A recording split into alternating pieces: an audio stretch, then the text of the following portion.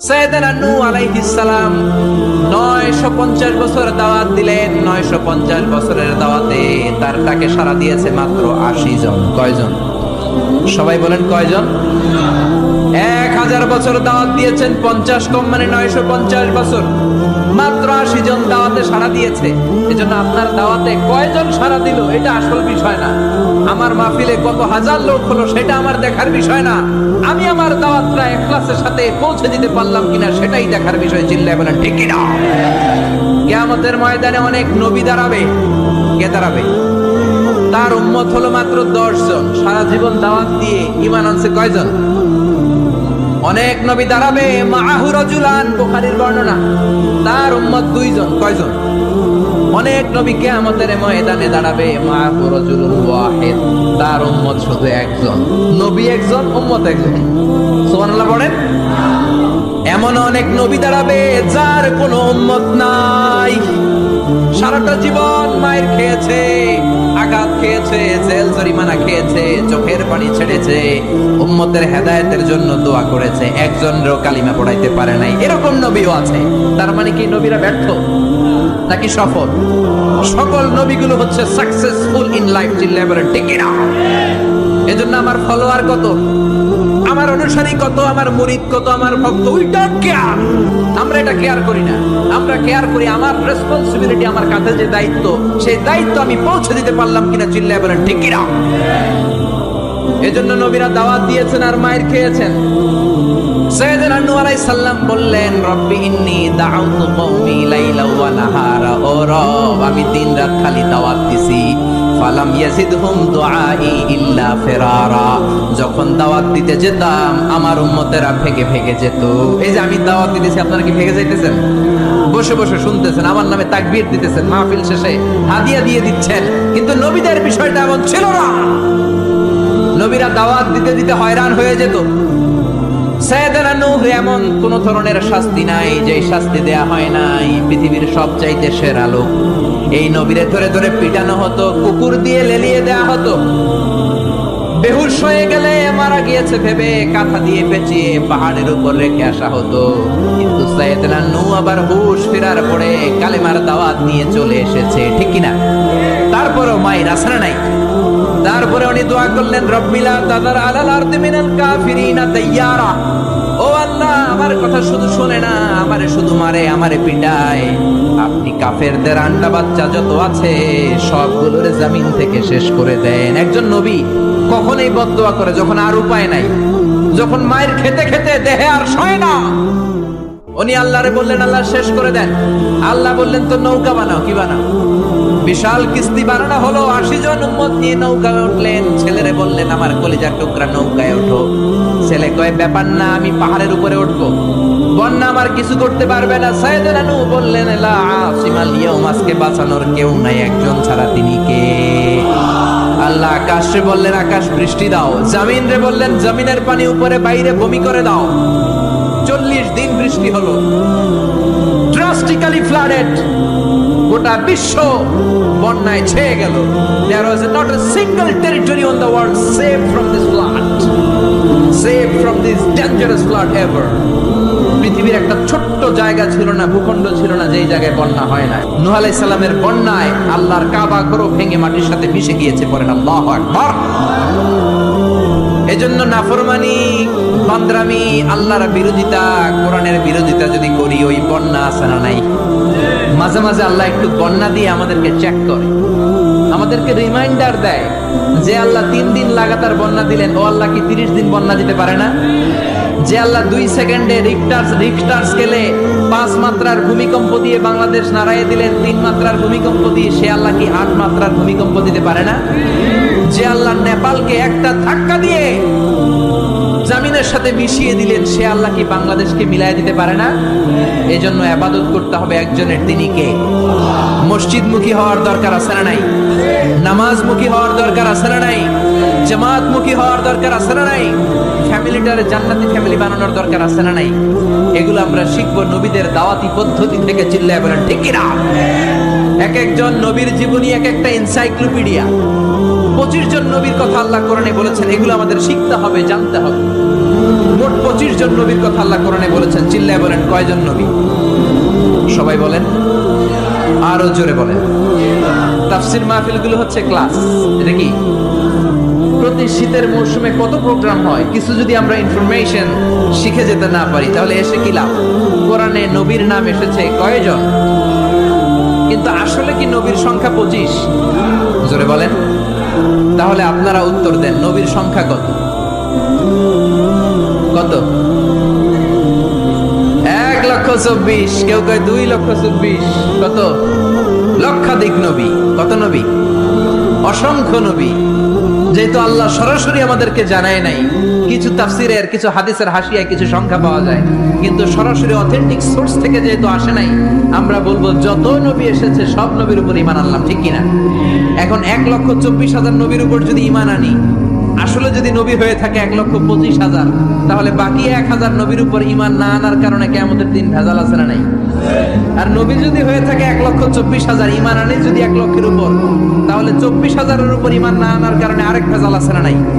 এজন্য যত নবী আল্লাহ পাঠিয়েছে সবার উপর আমরা ঈমান আনলাম। চিল্লায় বলেন ঠিক কিনা? আল্লাহ বলেন রুসুলান ক্বাদ ক্বাসাসনাহুম আলাইকা মিন ক্বাবলু ওয়া রুসুলান লাম নাকসুসহুম আলাইক।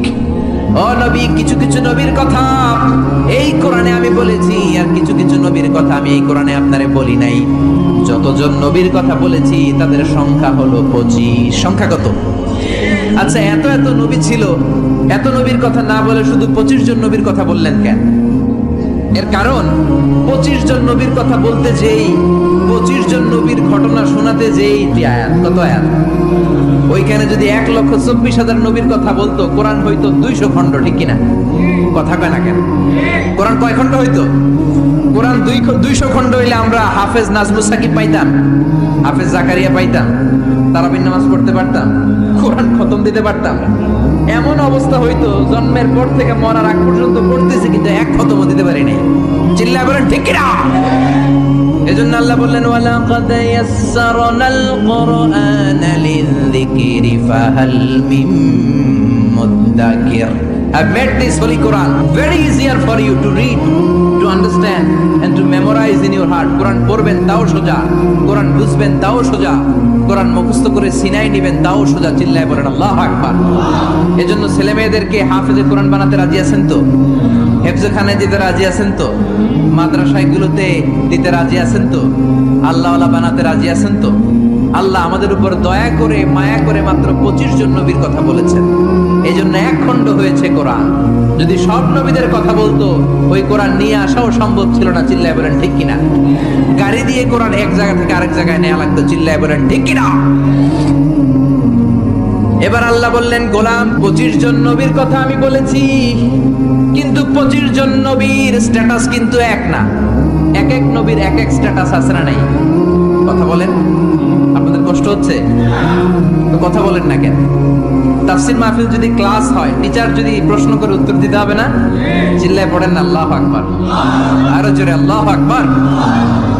এক এক নবীর এক এক স্ট্যাটাস, এক এক নবীর এক এক মর্যাদা, এক এক নবীর এক এক টাইটেল।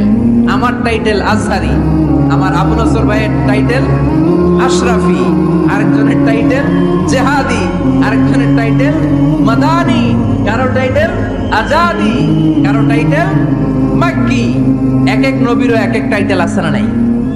আদম আলাইহিস সালামের টাইটেল কি বলেন? সফিউল্লাহ। ঈসা আলাইহিস সালামের টাইটেল হলো রূহুল্লাহ। ইউসুফ নবীর টাইটেল হলো জামিলুল্লাহ। আজমালুন নাস ফিল আলাম, পৃথিবীতে সবচাইতে সুন্দর ছিল ইউসুফ নবী। সুবহানাল্লাহ পড়েন। তবে বিশ্ব নবীর চাইতে কি বেশি সুন্দর? না, never. There is no comparison with our beloved Prophet Muhammad sallallahu. Whether it's the body fitness, whether it's the color, whether it's the personality, whether it's the strength and stamina, কোনো দিক দিয়ে there is no comparison with our Prophet. He is out of any kind of comparison. কিছু কিছু লোক আছে তাদের সাথে তুলনা হয় না, বিশ্ব নবীর সাথে কোন নবীর তুলনাই খাটে না। চিল্লায় বলেন সুবহানাল্লাহ। এজন্য বিশ্বনবী বলতেন আনা মালিহুন ওয়া আখি ইউসুফু সাবিহুন। আমি হলাম লাবণ্যময় সুন্দর, আমার ভাই ইউসুফ হলো সাদা সুন্দর। লবণের আরবি হলো মিলহন, মানে কি? আর লবণ থেকে লাবণ্যময় সুন্দর। বিশ্ব নবী লাবণ্যময় সুন্দর আর ইউসুফ নবী সাদা সুন্দর। বলেন তো দুইটার মধ্যে কোনটার দাম বেশি? জোরে বলেন। সৈয়দনা ইউসুফ নবীর চেহারা দেখে মিশরের রমণীরা মালটা ফল কাটতে যে আঙ্গুল কেটে ফেলছে। কাটতেছিল কোন ফল? মালটা চিনেন না? ওয়াকাত্তা'না আইদিয়াহুন্না, মালটা কাটতে কাটতে আঙ্গুল কেটে ফেলেছে। মা এসে ডেকে বলে, ও মিশরের রমণীরা শোনো, ইউসুফ নবীর চেহারা দেখে মালটা কাটতে যে আঙ্গুল কেটে ফেলেছো, আমার নবীরে তো তোমরা দেখো নাই, আমার কলিজার টুকরা বিশ্ব নবীরে তো তোমরা দেখো নাই। বিশ্ব নবীরে যদি তোমরা একটি নজরের জন্য দেখতা, মালটা কাটতে যে আঙ্গুল নয়, প্রত্যেকের কলিজাটা কেটে কেটে খান খান করে দিতা। এরা হতে হেলে দুলে নুরানি তনু ওকে আসে হাই, সারা দুনিয়ার হেরে মেরে পর্দা খুলে খুলে যায় সে যে আমার কামলিওয়ালা কামলিওয়ালা। তার ভাবে বিভোল রাগা পায়ের তলে, পর্বত জঙ্গল টল মল টলে, খুরমা খেজুর বাদাম জাফরানি ফুল ঝরে ঝরে যায় সে যে আমার কামলিওয়ালা। সুবহানাল্লাহ পড়েন। বিষ্ণু বললেন, নি'মাস সিওয়াকিয়াজ জাইতুন, জাইতুনের মেসওয়াক কতই না ভালো। ফাইন্নাহা সিওয়াকি ওয়া সিওয়াকুল আমবিয়াই মিন ক্বাবলি, কেননা আমি বিশ্বনবী নিজে জাইতুনের ডাল ভেঙে মেসওয়াক করি। আমার আগে লক্ষাধিক নবীরা সবাই জাইতুনের ডাল দিয়ে মেসওয়াক করেছেন। সুবহানাল্লাহ পড়েন। আপনার দেহের ব্যাড কোলেস্টেরলের লেভেল কমে যাবে যদি জাইতুন আপনি খান। দাড়িতে মাখবেন, চুলে মাখবেন। আবার সালাদের মধ্যেও জাইতুনের তেল দিয়ে খাওয়া যায় যদি এক্সট্রা ভার্জিন হয়। লেস দেন 1% অ্যাসিড দিয়ে এটাকে পিউরিফাইং করলে এটার বলে এক্সট্রা ভার্জিন। এরপর আরেকটা আছে ভার্জিন, 2% অ্যাসিড দিয়ে পিউরিফাইং করে। 3, 4, 5% অ্যাসিড দিয়ে পিউরিফাইং করলে ওটার বলে রিফাইন্ড পিওর। ওটা গায়ে মালিশ করবেন, বরকত আছে না নাই? এজন্য এই দুইটার কসম কোরআনে কেটেছে কে? এরপরে রব্বুল আলামিন বলেন, ওয়া তুরি সিনিন,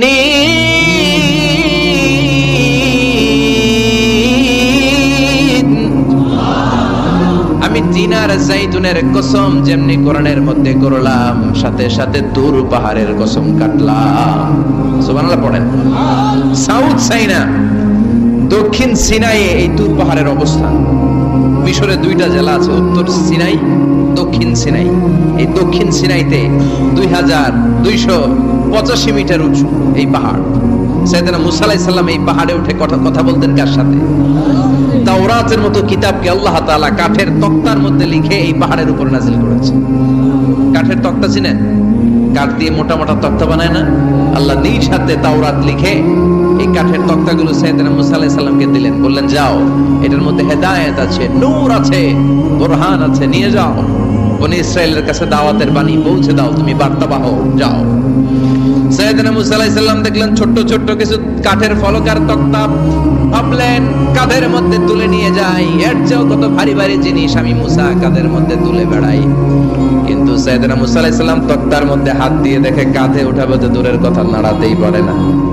সুবহানাল্লাহ পড়েন। কাঁধে উঠাবে তো দূরের কথা, কি করতে পারে না? নাড়াতেই পারে না। মুসা আলাইহিস সালাম ভাবলেন, এদিক দিয়ে মনে হয় শক্ত, ওদিকে মনে হয় নরম, ওদিক দিয়ে ধরি, ওদিকে টান দেয়, ওদিকেও নড়ে না, মাঝখানে ধরে টান দেয়, নড়ে না। ঘটনা কি? এর চেয়ে কত বড় তক্তা কাঁধে লয়ে ঘুরি, আর এগুলো নড়ে না কেন? আল্লাহ জিব্রাইলরে বলেন না একটু হেল্প করতে? আল্লাহ বললেন, যাও, তোমারে হেল্প করতে কইছে। মুসা আলাইহিস সালাম বললেন, ভাই জিব্রাইল, তুমি এদিক দিয়ে ধরো, আমি ওদিক দিয়ে ধরি। আমরা এরকম ধরে বলি না, মারো টান হেইয়ো। এই দুজনে হেইয়ো হেইয়ো শুরু করছে, কিন্তু তক্তা নড়ে না। মুসা আলাইহিস সালাম বললেন, চলো পজিশন চেঞ্জ করি, তুমি এদিকে আমি ওদিকে, মারো টান আরো জোরে, কিন্তু তক্তা নড়ে না। মুসা আলাইহিস সালাম বললেন, আল্লাহ জিব্রাইলের যে সঙ্গী ফেরেশতা 11 বলো না একটু হেল্প করতে। আল্লাহ বলে, যাও, হেল্প করে আসো। এবার সবাই মিলে মারো টান আরো জোরে, গায়ে যত জোর আছে। মুসা আলাইহিস সালাম তক্তা ধরে টান দিলেন, টানের চোটে প্রত্যেকটা লোমকূপ দিয়ে ঘাম বেরোতে শুরু করেছে। এক একটা টানে কোমরের রগ ছিঁড়ে যাওয়ার অবস্থা, কিন্তু তক্তা নড়ে। আল্লাহ ডেকে বললেন, মুসা, রগ ছিঁড়ার দরকার নাই, আর ঘেমে অস্থির আর ঘর্মাক্ত হওয়ার দরকার নাই। আসলে তক্তার এত ওজন না, কিন্তু তক্তার মধ্যে যে বাণীগুলো আছে বাণীগুলো কার? এটা আমার বাণী রে মুসাব, এগুলো আমার কথা, এগুলো আমার দেওয়া কিতাব, এগুলো সাধারণ দুনিয়ার বাণী নয়, সাধারণ কথা নয়। এই জিনিসটা বোঝাবার জন্য তক্তার ওজন আমি বাড়িয়ে দিয়েছি। এবার ফেরেশতার সাহায্যের দরকার নাই, নিজেই টান দাও, দেখবা উঠাতে পারবা। সাইয়েদনা মুসা আলাইহিস সালাম এখন থেকে টান দিয়ে কাঁধে নেওয়া যায়। সুবহানাল্লাহ পড়েন। এই যে তুর পাহাড় তিনি মুসা আলাইহিস সালামকে দিয়েছিলেন, যে পাহাড়ের উপরে, পাহাড়টার নাম তাওরাত কিতাব যে তিনি দিয়েছিলেন, যে পাহাড়ের উপরে, এই পাহাড়টার নাম কি? তুর পাহাড়। বিশ্বনবী মেরাজে যখন গিয়েছিলেন, সাইয়েদনা জিবরাইল এই তুর পাহাড়ে বিশ্বনবীকে নামিয়ে বললেন, অন্ধকার, ইয়া রাসূলুল্লাহ উদুল্লাহ, আল্লাহর কাছে দোয়া করেন। বিশ্বনবী বললেন, জিবরাইল দোয়া করলাম, কিন্তু কোন জায়গায় কোন পাহাড়ের উপরে আমার নামালাম? আমি তো এলাকা চিনি না, পাহাড় চিনি না, কোন পাহাড় এটা? সাইয়েদনা জিবরাইল বললেন, নবী হাদিহি জাবাল মুসা তুরে সাইনা, এটা আপনার ভাই মুসার পাহাড়, তুর পাহাড়। সুবহানাল্লাহ। এটার চূড়ায় বিশ্বনবী দোয়া করেছেন। এবং ইয়াজুজ মাজুজের আক্রমণ থেকে বাঁচার জন্য ঈসা আলাইহিস সালাম কিয়ামতের আগে সব মুমিন বান্দাদেরকে নিয়ে তুর পাহাড়ের উপরে উঠবে। সুবহানাল্লাহ পড়ে। আমি নিজেই তুর পাহাড়ের উপরে উঠছি 2 বার জীবনে। আমি মিশরে ছিলাম তো, ওখানে আমি শিক্ষা সফরে 2 বার আমরা প্রায় তুরে সাইনাতে সফর করতাম। ঠান্ডা একটা এলাকা, মিশরে, পুরো মিশরে গরম, ওদিকে ঠান্ডা। 3 ধর্মের লোকদের জন্য এটা একটা তীর্থস্থান, সবাই যায়, ইহুদিরা যায়, খ্রিস্টানরা যায়, আমরাও যেতাম। মাঝরাতে তুর পাহাড়ে উঠতে হয়, ফজরের সময় পৌঁছতে হয়, আবার 7টা-8টার দিকে ব্যাক করতে হয়। 10টা-11টার পরে সূর্যের তাপে পাথরের পাহাড় এত গরম হয়, ওখানে কোনো মানুষ দাঁড়িয়ে থাকতে পারে না। আমরা উঠতেছি কাঁধের মধ্যে ব্যাগ নিয়ে, খ্রিস্টানরা উঠতেছে, ইহুদিরা উঠতেছে। ওটার উপরে খ্রিস্টানদের একটা চার্চ আছে, গির্জা, ইহুদিদের আছে একটা ছোট্ট সিনাগগ। ইহুদিরা যে জায়গায় নামাজ পড়ে ওটারে কি বলে? সিনাগগ। খ্রিস্টানরা যেটাতে নামাজ পড়ে ওটারে বলে চার্চ, গির্জা। আর আমরা যেটাতে নামাজ পড়ি মসজিদ। আমাদের একটা মসজিদ আছে ছোট। ফজরের সময় উঠলাম, উঠে তাকিয়ে দেখি সূর্য কিরণে পুরো তুর পাহাড়ের সিলসিলাতুল জিবাল, পাহাড়ের রেঞ্জ ঝিকিমিকি আলোতে সূর্যের কিরণে চমৎকার এক আভা, রক্তিম আভা ধারণ করেছে। সবাই মিলে আল্লাহর কাছে দোয়া করলাম। এই তুর পাহাড়ের কসম কেটেছে কে? রব্বুল আলামিন বলেন, ওয়াত-তিনি ওয়াজ-যাইতুনি ওয়া তুরি সিনিনা ওয়া হাযাল বালাদিল আমিন। তিনের কসম, যাইতুনের কসম, তুর পাহাড়ের কসম, আর এই নিরাপদ শহরের কসম। এই নিরাপদ শহর দ্বারা উদ্দেশ্য হচ্ছে মক্কাতুল মুকাররমা। নিরাপদ শহর দ্বারা কোন শহর উদ্দেশ্য? মক্কা। যে মক্কার আগের নাম ছিল বাক্কা। মক্কার আগের নাম সবাই বলেন বাক্কা। মক্কার নামে আল্লাহ কোরআন একটা সূরা দিয়েছে, সূরার নাম সূরাতুল বালাদ। লা উকসিমু বিহাযাল বালাদ ওয়া আনতা হিল্লুম বিহাযাল বালাদ। সুবহানাল্লাহ পড়েন। আবার এই শহরের নাম দিলেন আল্লাহ উম্মুল কুরা, জনপদ সমূহের মা। এই শহরের মধ্যে যারাই প্রবেশ করবে নিরাপত্তা দিবে কে? আবার এই শহরের মাঝখানে আল্লাহ এমন একটা ঘর তৈরি করেছে, গোটা বিশ্বের সব মুসলমান ওই ঘরের দিকে মাথা নুইয়ে সিজদায় লুটিয়ে পড়ে। সুবহানাল্লাহ পড়েন। ইন্না আউওয়ালা বাইতি উদিআ লিন-নাস লাল্লাযী বিবাক্কাতা মুবারাক। এই কাবা ঘরকে কেন্দ্র করে প্রতিদিন 120টা রহমত নাজিল হয়। চিল্লায় বলেন তো কয়টা? 60 লিত-তাইফিন, 60টা রহমত যারা তাওয়াফ করে তাদের জন্য। 40 লিল মুসাল্লিন, 40টা রহমত যারা নামাজ পড়ে তাদের জন্য। 60 আর 40 কত? বাকি আছে কয়টা? ওয়াল 20 লিন-নাযিরিনা ইলাল কাবা, বাকি 20টা রহমত যারা তাওয়াফও করে না, নামাজও পড়ে না, শুধু কাবার দিকে তাকিয়ে থাকে। সুবহানাল্লাহ পড়েন। আবার কাবার 4টা কর্নার আছে, একটা কর্নারের ভেতরে একটা পাথর আছে, এটাকে বলে ব্ল্যাক স্টোন কর্নার, হাজরে আসওয়াদের পাথর। এই পাথরে যেই চুমো দেয়, পাথর ওই চুমোদানকারীর জীবনের সব গুনাহ টেনে শুষে সব নিয়ে যায়। কিয়ামতের দিন আল্লাহ হাজরে আসওয়াদের 2টা ঠোঁট দিবেন, 2টা চোখ দিবেন, আর দাঁড় করিয়ে দিবেন। আল্লাহর সামনে দাঁড়িয়ে দাঁড়িয়ে হাজরে আসওয়াদ সুপারিশ করবে। আল্লাহর কাছে বলবে, আল্লাহ এই লোকটা আমার চুমু দিয়েছে, তার জন্য জাহান্নামের আগুন হারাম করে দাও। এই হাজরে আসওয়াদ পাথরের জন্য আমরা চুমু দিতে পারি, আল্লাহ তৌফিক দাও। জোরে বলেন আমিন। এই নিরাপদ শহরের কসম, শহরটার নাম মক্কা। চিল্লায় বলেন শহরটার নাম। এটার মাঝখানে একটা ঘর আছে, আল কাবা আল মুশাররাফা। লক্ষ লক্ষ মানুষ এই কাবা কেন্দ্রিক প্রতিদিন ছুটতে থাকে।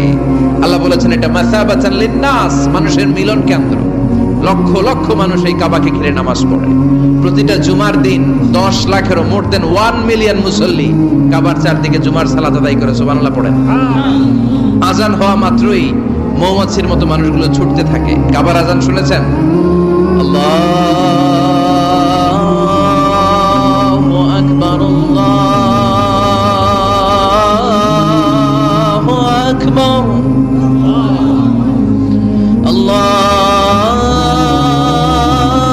আল্লাহু আকবার,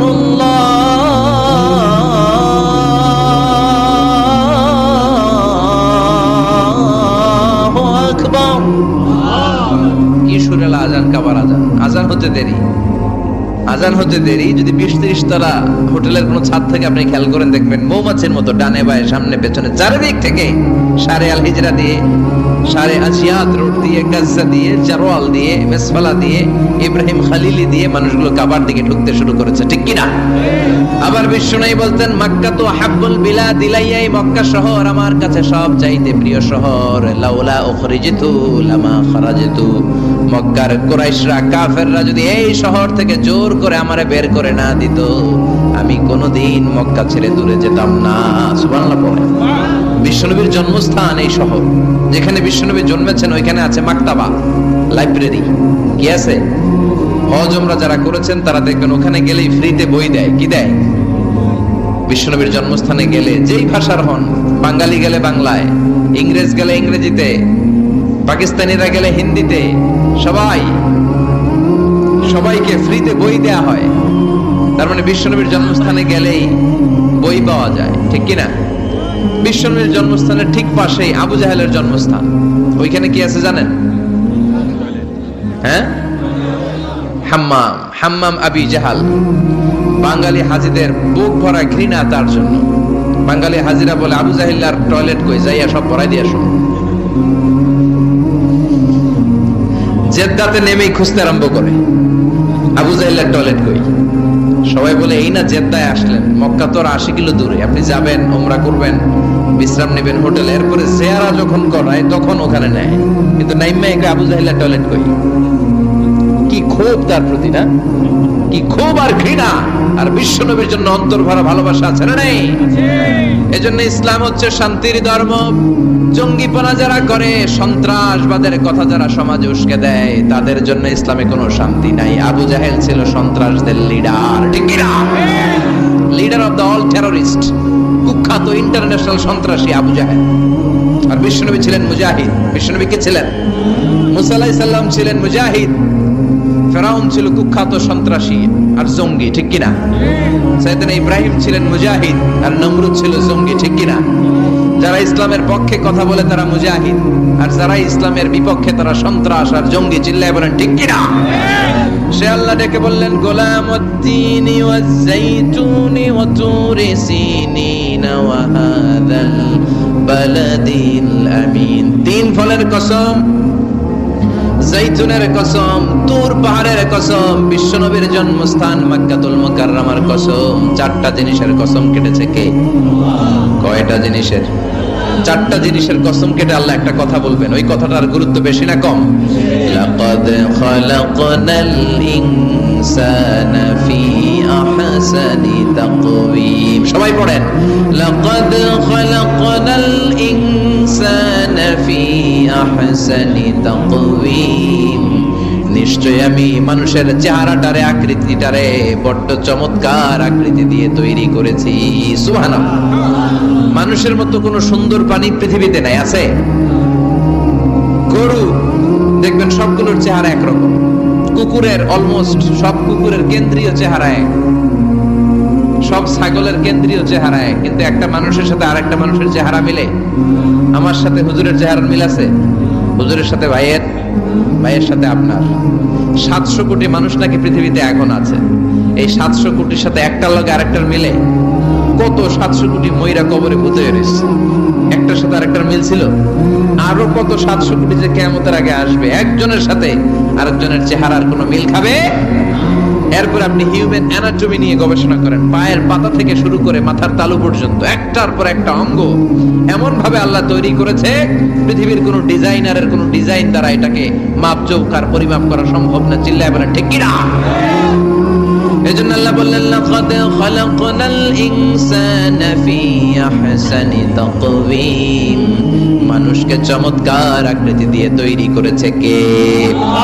আমাদের যে অঙ্গটা ঠিক যেখানে বসানো দরকার ঠিক সেই অঙ্গটা আল্লাহ তাআলা ওইখানেই বসিয়েছে, ঠিক কিনা? আল্লাহর সৃষ্টির মধ্যে কোনো খুঁত ধরার ভুল ধরার ক্ষমতা কারো আছে? এক লোক বট গাছের তলায় বসে বিশ্রাম নিচ্ছে আর বট ফল দেখে অবাক যে এত মোটা বট গাছ, ফলগুলো এত ছোট। বট ফল ছোট হয় না নাকি এত বড়? আর পাশে ছিল কুমড়া গাছ, লাউ গাছ। আল্লাহরে গালে দিতেছে, আল্লাহর কি রুচি! চিকন চিকন কুমড়া গাছ, চিকন চিকন লাউ গাছ, এত বড় ফল, আর ইয়া মোটা বট গাছ, এতটুকু ফল। আল্লাহরে গালি দিতে দিতে ঘুমায় গেছে। আল্লাহরে গালি মারতে মারতে কখন যে ঘুমায় গেছে নিজেও জানেন। হঠাৎ একটা বট ফল পড়ছে একেবারে নাকে, লাফ দিয়ে উঠেছে। উঠে দেখে নাক দিয়ে রক্ত বেরোচ্ছে, ব্লিডিং। নাকের রক্ত মুছে আর পড়তে আরম্ভ করছে আলহামদুলিল্লাহ। কি পড়ে? মনে মনে কয় আল্লাহরে কেন গালি দিলাম? ওই কুমড়া যদি এইখানে হইতো, ওই লাউ যদি এইটার উপরে হতো, কুমড়া যদি একটা নাকের উপরে পড়তো, আমি নিজেই কুমড়া হইয়া যাইতাম, ঠিক কিনা? সুবহানাল্লাহ পড়েন। মা খালাকতা হাযা বাতিলা, এমনি এমনি আল্লাহ কিছু বানায় নাই, যেখানে যেটা যতটুকু দরকার সেটা করে দিয়েছে কে? চোখ যেখানে থাকা দরকার চোখ দিছে কে? নাক যেখানে দরকার নাক দিছে কে? চোখ কান এদিকে না হইয়া যদি অন্যদিকে হইতো সুবিধা হইতো? চোখ দুইটা মনে করেন এদিকে নাই, আছে এদিকে, এদিকে একটা চোখ, এদিকে, সুবিধা হইতো? খাওয়ার সময় আমরা প্রথমে দেখি, নাক দিয়ে শুকি, তারপরে মুখে মারি, ঠিক কিনা? তো চোখ যদি পিছনে হইতো প্রত্যেকটা খাবার নিয়ে চোখটা দেখানো লাগতো এইভাবে, তাই না? নাকও যদি এইখানে না হয়ে এদিকে নাকটা হইতো, খাবার নিয়ে গ্রান শুকতে চাইলে পেছনে নিয়ে। দেখেন কি সেটিং! চোখ যদি এইখানে না থেকে মাত্র 2 ইঞ্চি উপরে যদি আল্লাহ দিত, এদিকে একটা চোখ এদিকে একটা চোখ, সেজদা দিতে পারতেন? চোখ বন্ধ করে সেজদা দেওয়া লাগতো, ঠিক কিনা? ফুটবল খেলতে পারতেন? ফুটবলে হেড দিলে ডিমের মতো পোজ হয়ে যেত চোখ দুইটা। সুবহানাল্লাহ পড়বেন না? দেখেন কানের কি সেটিং! কান যদি এইখানে না দিয়ে এই কানটা আল্লাহ এই বগলের নিচে দিত, আর এই কান যদি এই বগলের নিচে দিত, আজকে ওয়াজ শুনতেন কেমনে? এমনি। হাত তোলেন সবাই। 1.5 ঘন্টা আজারি সাহেবের আলোচনা এমনি থাকেন, 1.5 ঘন্টা হাত দুইটা তুলে থাকা যায় তো? হাত নামাইলে ওয়াজ শোনা যায় না, হাত উঠাইলে শোনা যায়। সুবহানাল্লাহ পড়েন। যেখানে যেটা যেভাবে দরকার দিয়ে দিয়েছে কে? আবার এখানে এয়ার ক্যানেল দিলেন। অনেকে কয় এগুলো দিছে কেন? এই ক্যানেল কিন্তু দরকার। ক্যানেল না থাকলে আপনার কথা ঢুকবে না, আপনি বুঝবেন না। অনেকের এই কানের ডিফেক্ট আছে, ডিফর্ম বেবি, এই রোগ নিয়ে জন্মাইছে, কানে মেশিন লাগানো লাগে, এই ক্যানেলের সমস্যা। এটা কেটে দিলে আপনি কান কাটা রমজান, কান কেটে দিলে আপনি কান কাটা রমজান হয়ে যেতেন। এই ক্যানেল দিয়ে ঘুরে ঘুরে সাউন্ড ওয়েভ গুলো যায়, ফলে আমরা শুনতে পাই। এই ক্যানেল না থাকলে শুনতে পেতাম না। তার মানে মা খালাকতা হাযা বাতিলা, এমনি এমনি কিছু দেয় নাই। 206টা হাড্ডি দিয়ে আমাদের মানুষের দেহ, ছোট্ট হাড্ডিটা আল্লাহ দিয়ে দিছে এখানে। এটার ভিতরে একটা ড্রাম আছে, এটার বলে এয়ার ড্রাম। সাউন্ড ওয়েভ, শব্দ তরঙ্গ এয়ার ড্রামে নক করে, এরপরে outer air, middle air, inner air হয়ে ইলেকট্রিক্যাল সিগন্যালের মাধ্যমে যাই দেখে যায়, ব্রেনের সাথে কানেক্ট হতে হলে ইলেকট্রিক্যাল সিগন্যাল দিয়ে কানেক্ট হতে হয়। এই সাউন্ড ওয়েভ, শব্দ তরঙ্গগুলো ইলেকট্রিক্যাল সিগন্যাল দিয়ে ট্রান্সমিট হয়ে ব্রেনের হিয়ারিং নার্ভ, শুনবার যে স্নায়ু, ওইখানে নক করে। নক করা মাত্রই শব্দ তরঙ্গ আপনার শুনবার অনুভূতি জাগায়। এই সূক্ষ্মাতি সূক্ষ্ম কাজ কত ছোট্ট আর অল্প সময়ে করে দিচ্ছে কে? চোখ দিয়ে তাকানো মাত্রই দেখি কত রঙের রং দেখি। Human eyes can identify, can recognize more than 10 million colors. আমার কথা না, চক্ষু বিশেষজ্ঞদের কথা। মানুষের চক্ষু 10 মিলিয়নেরও বেশি রং, 1 মিলিয়নে 10 লাখ, 10 মিলিয়নে 1 কোটি, 1 কোটিরও বেশি ধরনের রং এই চোখ শনাক্ত করতে পারে। সাইজ মাত্র 2 মিলিমিটার, ছোট্ট এই চোখ দিয়ে এত কিছু দেখার সুযোগ দিয়েছে কে?